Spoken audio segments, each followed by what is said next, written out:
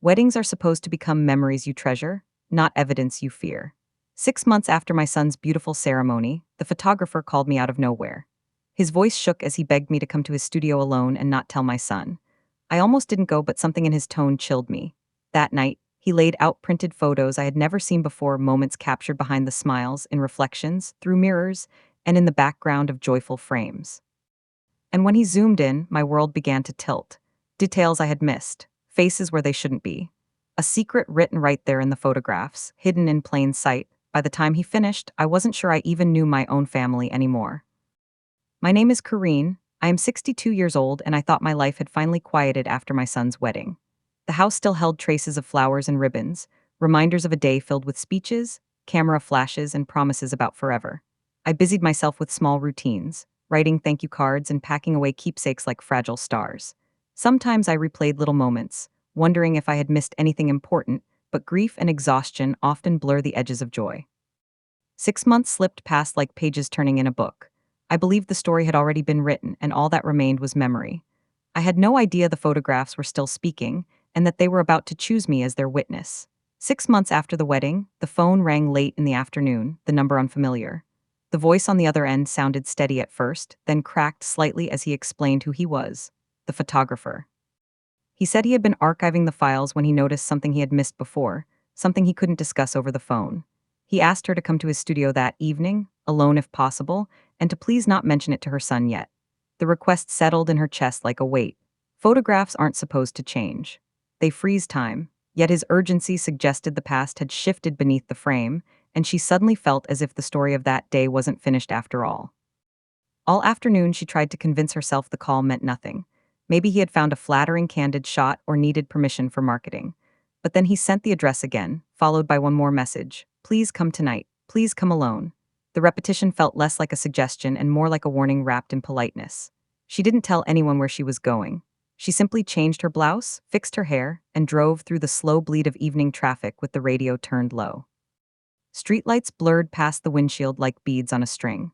With every mile, the old joy of the wedding faded, replaced by a quiet dread she couldn't explain, only feel. The studio sat on a quiet street above a bakery that smelled of sugar and warm bread. Inside, the lights were low, and the walls lined with framed portraits of smiling strangers. He greeted her politely, but his eyes gave away the tension he tried to hide. Without small talk, he guided her to a long table covered in proof sheets and glossy enlargements. A single computer monitor glowed at the end, frozen on a paused image from the reception. He asked if she was ready before touching the mouse. She nodded, though she was. The room felt suddenly smaller, like the truth itself was waiting just beyond the next click. He began slowly, scrolling through familiar scenes: the aisle, the vows, the first dance, laughter under fairy lights. Then he zoomed into corners most people ignore: reflections in windows, backgrounds of group shots, mirrors behind the bar. Details sharpened, expressions changed. In one frame, someone stood far too close to the bride, their hands intertwined behind a bouquet like a secret handshake. In another, glances were exchanged that had nothing to do with celebration.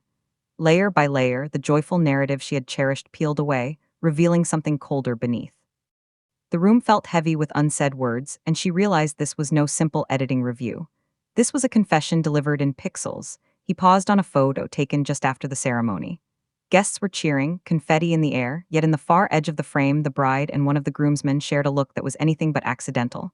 The photographer enlarged the image until their expressions filled the screen.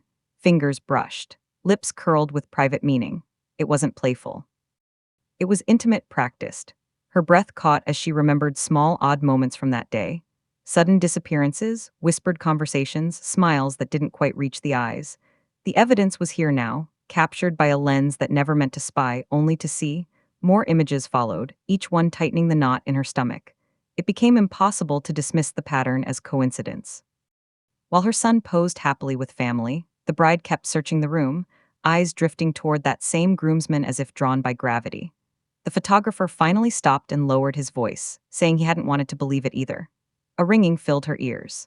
The wedding she remembered, the one layered in music and sunlight, cracked apart, revealing a different ceremony running underneath, secret and sharp. She left the studio carrying copies of the photos, feeling as though the ground itself had shifted and the truth was waiting at her front door. At home, she spread the photos across her dining table like puzzle pieces. The more she looked, the more the story rearranged itself. In one shot, the bride slipped away from the dance floor. In another, the same groomsman disappeared seconds later.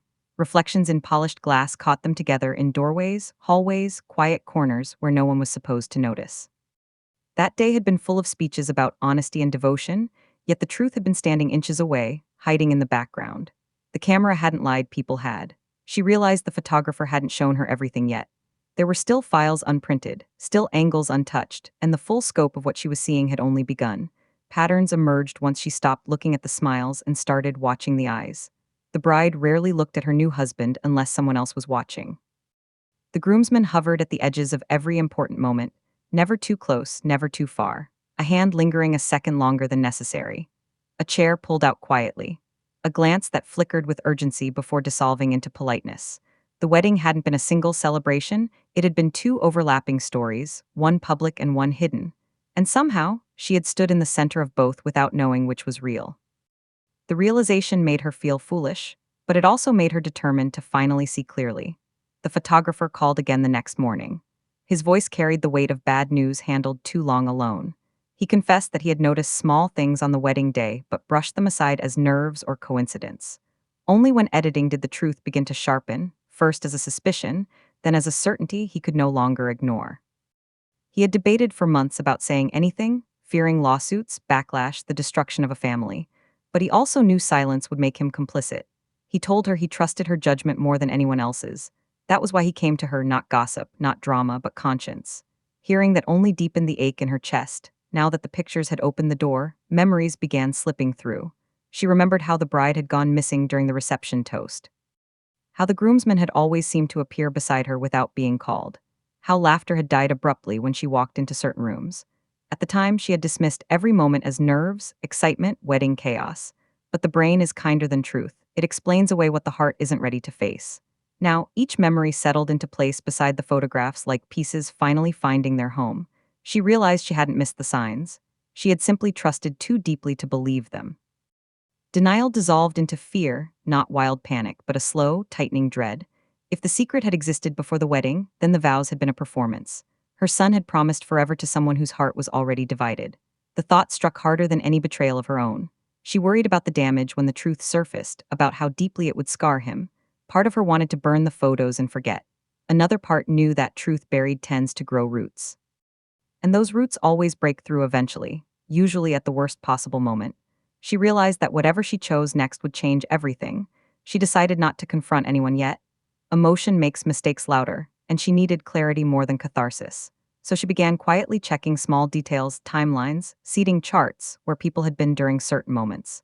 She revisited the venue, speaking casually with staff who remembered fragments of the day. The fragments matched the photos too closely to ignore. No accusations, no drama, just deliberate observation. She knew that when truth finally arrived, it needed to be undeniable, not fragile. Protecting her son now meant preparation, not panic. And so she carried the secret carefully, even as it weighed heavier with every passing day. As the investigation unfolded, a deeper realization began to bloom, painful, unwelcome, but persistent. The bride hadn't made a single mistake.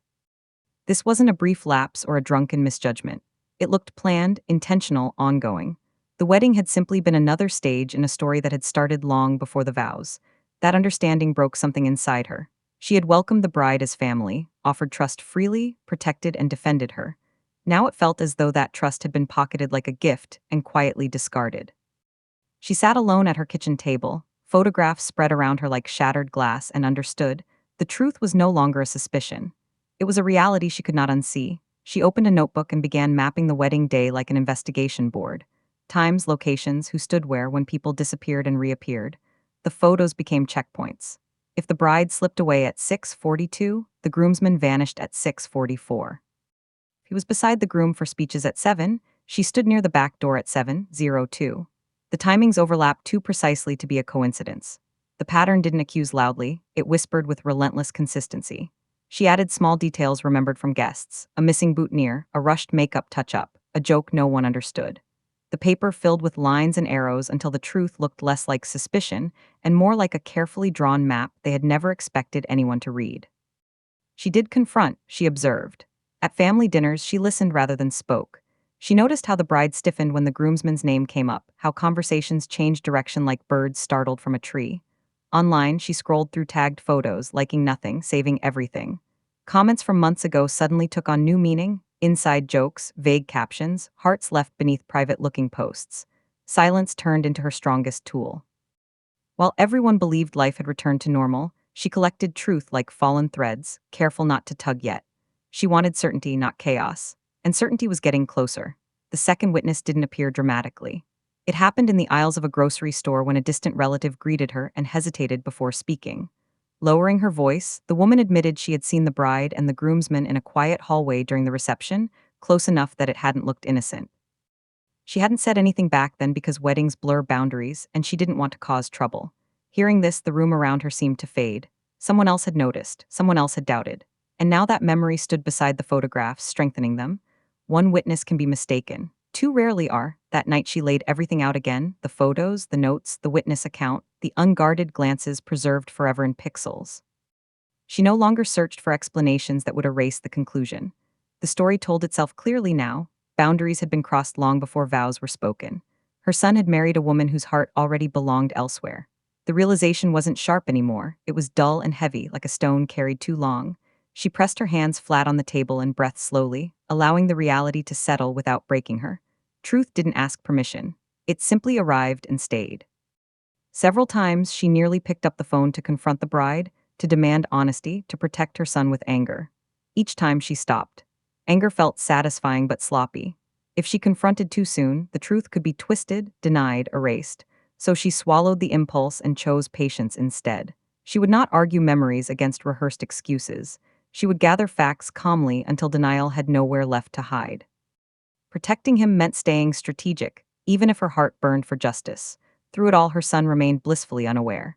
He spoke about work, weekend plans, small annoyances at home, nothing dramatic, nothing alarming. His happiness made the secret feel heavier, as though she were standing between him and a storm only she could see. Sometimes she studied his face, searching for hidden worry, but there was none.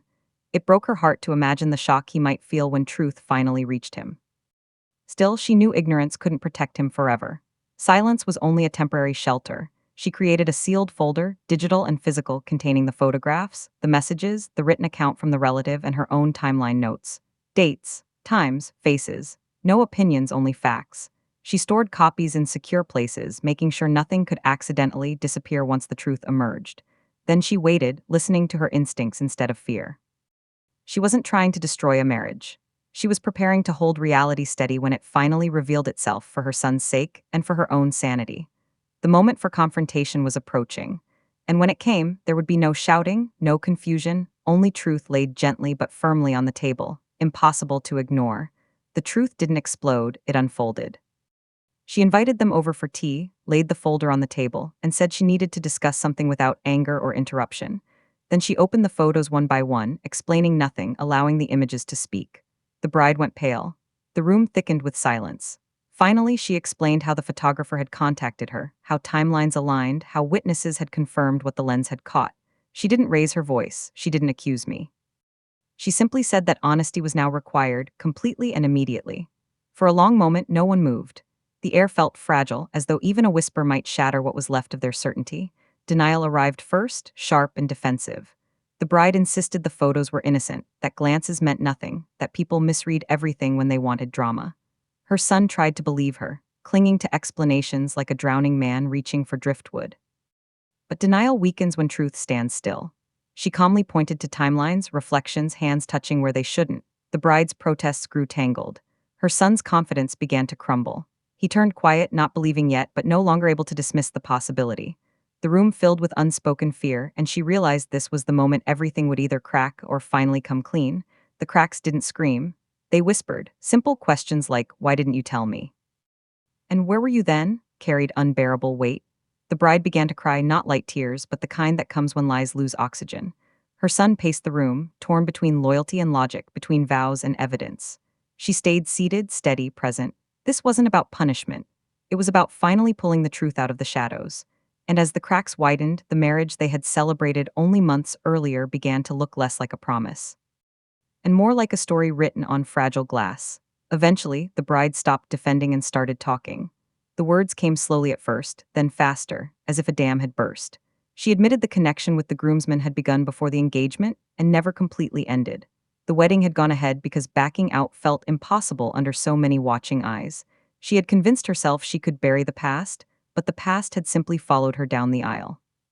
Hearing this, her son went still, as if grief had frozen inside him. The real story of the wedding revealed itself at last, two people smiling for cameras while a different love story hid just outside the frame. Consequences didn't arrive from outside. They rose from within the room.